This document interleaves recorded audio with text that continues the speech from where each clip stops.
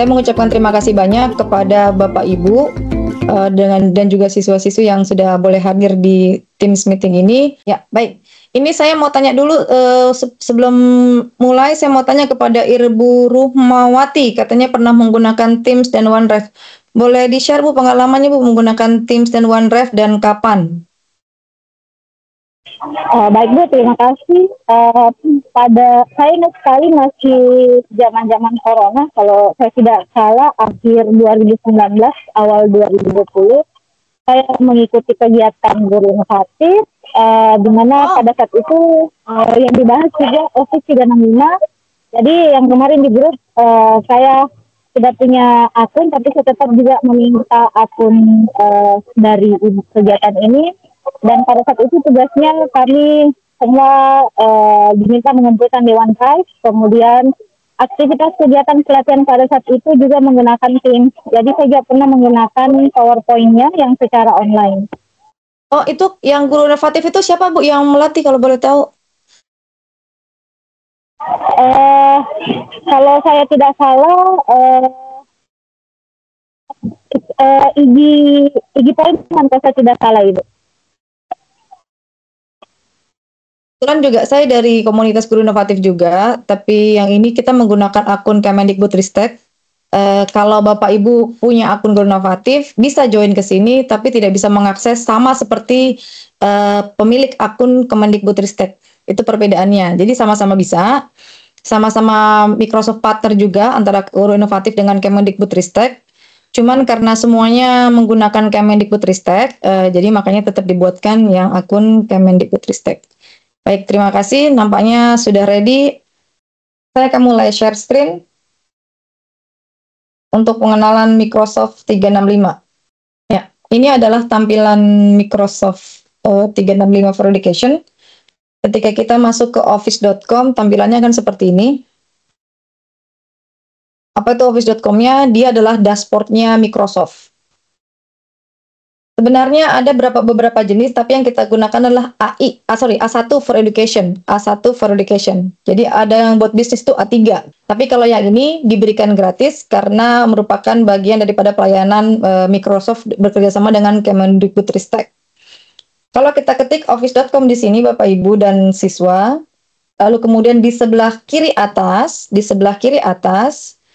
kita sebutnya 9 dots atau 9 titik atau dikenal dengan ellipsis.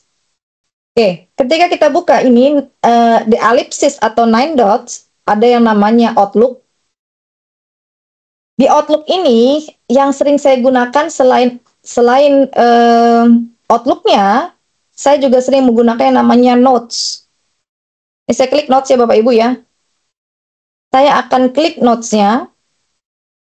Dia masih kosong. Bisa klik di sini di type box atau di search box di laptop di sebelah kiri bawah, di bagian sini, ketik yang namanya sticky notes. Ketika kita ketik sticky notes akan muncul seperti ini, kita klik sticky notes-nya. Kebetulan sticky notes saya ini sudah berisi, karena menggunakan akun yang lain. Tapi kalau sticky notes yang akan kita bicarakan adalah sticky notes yang aplikasi. Saya akan klik di bagian ini. Lalu kemudian saya lihat di sini akunnya adalah V_Sina. Saya akan sign out. Lalu saya akan sign in menggunakan akun Kemendikbudristek. Yang sebelah kiri adalah web, yang sebelah kanannya aplikasi. Saya ulangi. Yang sebelah kanan ini, yang tulisan sticky notes ini adalah aplikasi, yang sebelah kirinya adalah webnya. Sampai menunggu sampai di situ untuk Microsoft Outlook ataupun sticky notes. Selanjutnya, selain yang namanya Outlook, kita juga punya yang namanya OneDrive. Lalu kemudian kita bisa mengecek, semuanya akan tersimpan di sini Bapak Ibu ya. Kita akan mengecek berapa sih kira-kira penyimpanan yang diberikan oleh Kemendikbudristek. Ternyata ada 100 GB. Oke, sampai di OneDrive. Penyimpanannya di OneDrive, lalu kemudian kita yang namanya tadi kita sebutkan ya, ada Word Online, sama seperti Microsoft Word yang ada di aplikasi. Kita menyebutnya adalah Word desktop, versi desktop.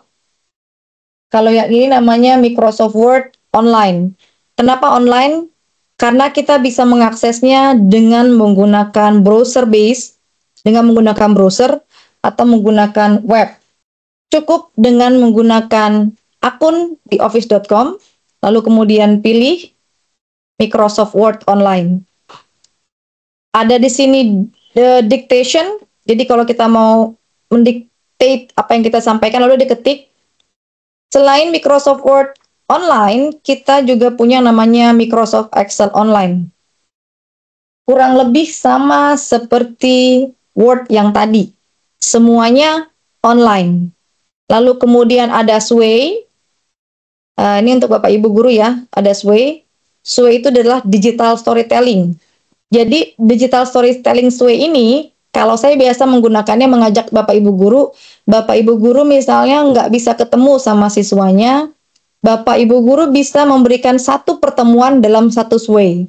Karena satu Sway itu ada teksnya, ada audionya, ada videonya, ada gambarnya, dan di akhir materi kita bisa memberikan assessment dalam bentuk Microsoft Forms.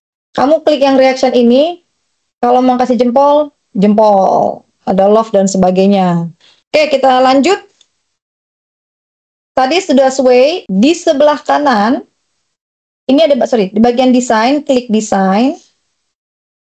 Lalu kemudian di sebelah kanan atas, ada yang namanya designer. Dan dia akan mengenerate ide. Kalau from current slide, dari slide yang saya tekan ini, dari slide kedua, kalau saya pilih present in Teams, maka akan dipresentasikan di Microsoft Teams. Kalau saya pilih present live itu kalau dipilih, misalnya saya set di sini anyone, lalu kemudian saya akan mengklik present live-nya.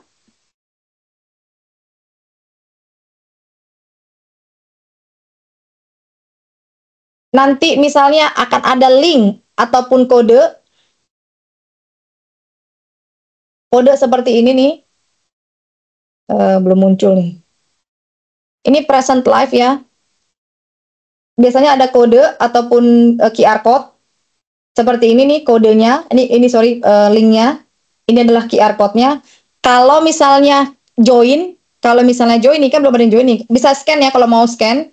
Kalau misalnya ada yang join, ketika saya presentasi, walaupun saya ada di Makassar, adik-adik ada di Polewali, masih bisa melihat slide-nya di HP masing-masing. Tidak menggunakan Teams, tidak menggunakan Google Meet, tidak menggunakan Zoom, langsung slide-nya ada di HP masing-masing. Ini ada satu orang nih. Ada satu orang yang sudah join. Mohon angkat tangan yang sudah join. Boleh tahu saya? Yang sudah join itu siapa? Ada satu orang yang sudah join. Oke, terima kasih Ahmad Raja. Kita akan kasih lihat slides-nya. Minta tolong Ahmad Raja, muncul nggak di HP kamu itu slide yang ini nih? What is rehearse with coach? Iya, muncul. Dia kasih jempol ya. Muncul katanya, dikasih jempol. Munculnya di HP, bukan di Microsoft Teams-nya, tapi di HP-nya. Itu yang namanya Present Live Microsoft PowerPoint. Ini dia materi kita, Microsoft Rehearse with Coach. Oke, sudah saya stop ya. Di sebelah kiri, sebelah kanannya ada namanya Always Use Subtitles kalau perlu. Lalu kemudian ada Rehearse with Coach. Jadi kalau mau mengaktifkan Rehearse with Coach-nya, tinggal diaktifkan Rehearse with Coach-nya. Klik Body Language kalau perlu. Klik Rehearse with Coach. Lalu kemudian mulai presentasi. Pastikan saya tidak menggunakan kamera yang ini ya, tidak menggunakan kamera dan low. Tapi kalau mau praktek bagusnya menggunakan kamera. Lalu kemudian di bagian sini akan muncul dia start rehearsing. Ketika bisa ditekan baru bisa mulai. Ini masih belum, nggak tahu jaringan mungkin ya.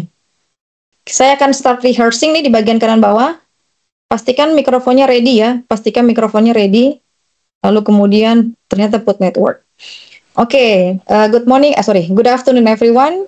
Saya menggunakan filler tuh di bagian kanan bawah. Oh, loadingnya lama ini. Di bagian kanan bawah, saya ditegur ketika menggunakan maka muncul di Rehearse with Coach bahwa saya menggunakan filler, itu namanya filler. I'm going to present a presentation entitled Rehearse with Coach in Microsoft PowerPoint.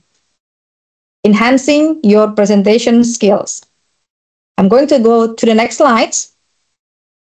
Kalau saya membaca slide ini, what is Rehearse with Coach? A feature in Microsoft PowerPoint that helps you practice your presentation. Provides real-time feedback on your speaking style. Biasanya, mungkin karena ini terlalu pendek ya, biasanya si Microsoft Rehearse with Coach itu akan menegur saya karena saya hanya membaca. Karena saya hanya membaca teksnya. Dia akan menegur bahwa, oh ternyata dia hanya membaca teksnya nih. Jadi akan ditegur.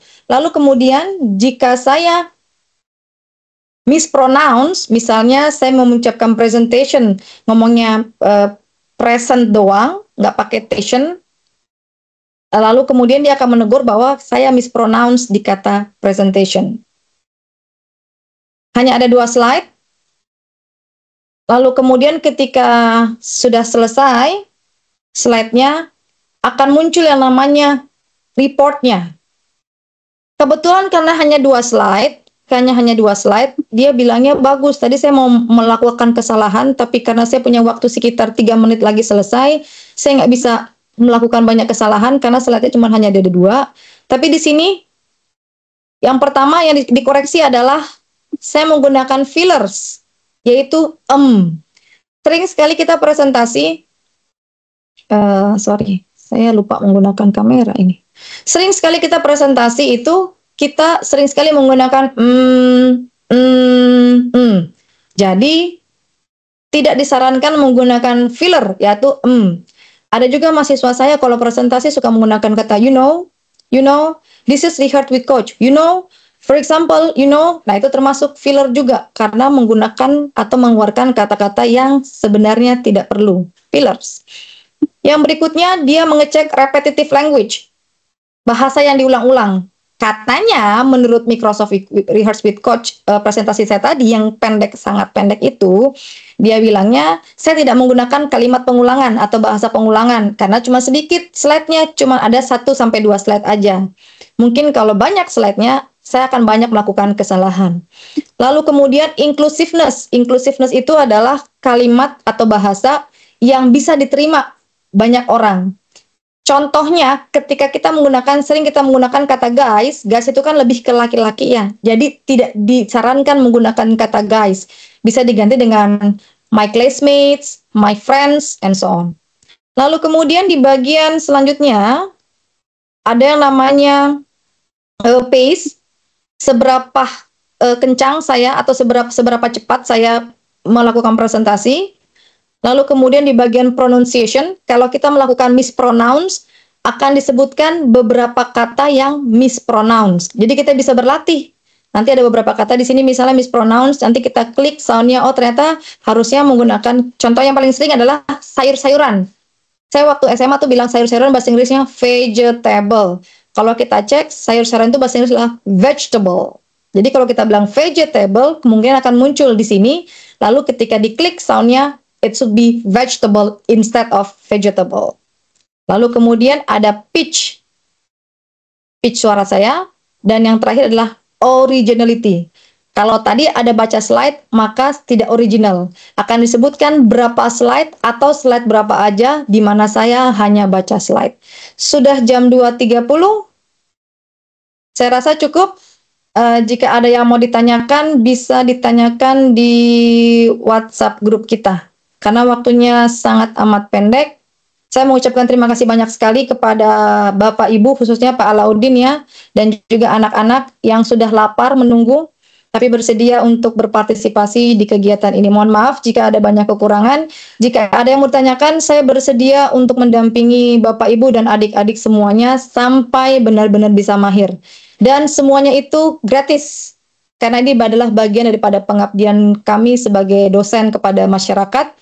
Kebetulan saya juga seorang Microsoft Innovative Educator Expert. Jadi juga merupakan tugas saya untuk memperkenalkan teknologi Microsoft.